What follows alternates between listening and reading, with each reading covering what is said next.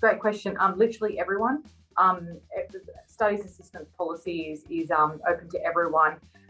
It's just a matter of ensuring that the course or the degree that you wanted to study is aligned to the work that you were doing. So that's pretty much it. You just put in a business case and an application form, and it's reviewed and assessed, and then there's an agreement based on, needs, requirements, requests.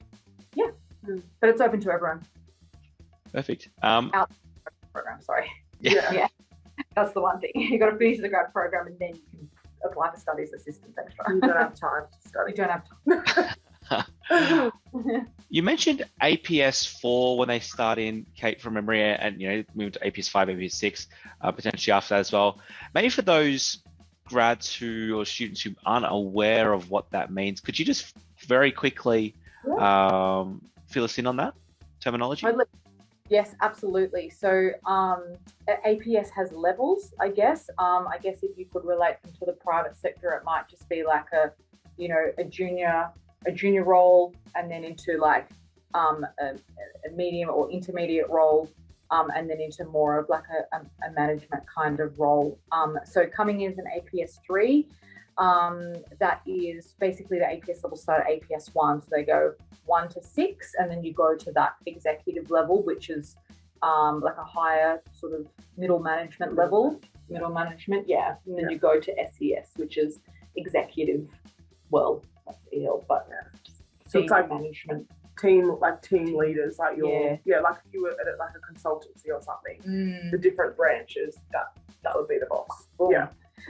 But so commencing as an APS 3 in the grad program, you start on around about $66,000 a year, but plus obviously 15.4% superannuation, which is across the Commonwealth, which is amazing. Like it's an amazing remuneration. Then at the APS 4 level, I think you're on about 74,000. Rakisha was like, what, I got a pay rise.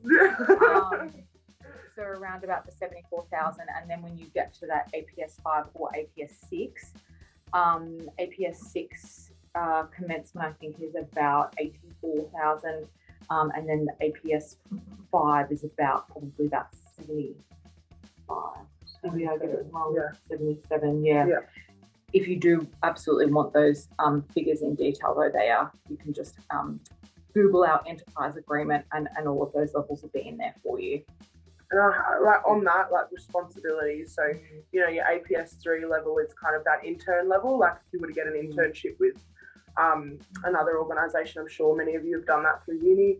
That's the APS 3 level. Then the 4 is just a little bit of a step up from that, a bit more responsibility.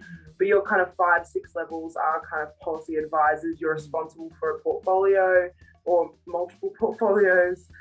You're really providing policy advice across kind of the APS. You could even then be supervising a graduate from the new cohort as well. Yeah, or an intern. So like at a 5 level, you can supervise interns and things like that.